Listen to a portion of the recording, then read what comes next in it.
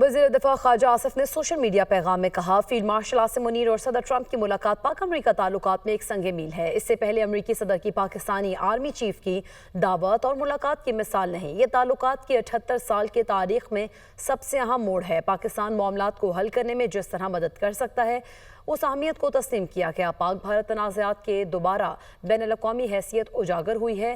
یہ انقلابی تبدیلیاں وزیر اعظم اور فیلڈ مارشل عاصم منیر کے تعاون سے ممکن ہو سکیں۔